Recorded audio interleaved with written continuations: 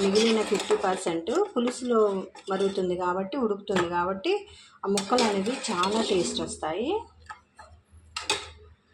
Stove వెలిగించుకొని pan పెట్టేసుకోవాలి.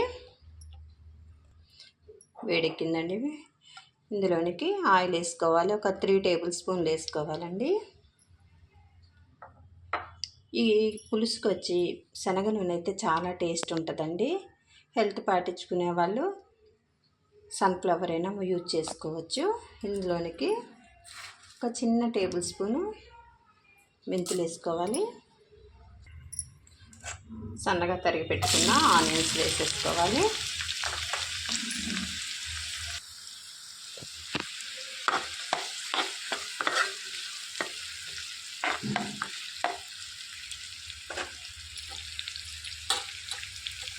ఒక 4 పచ్చిమిర్చి ఇట్లా చీలికలు చేసుకొని వేసుకోవాలి.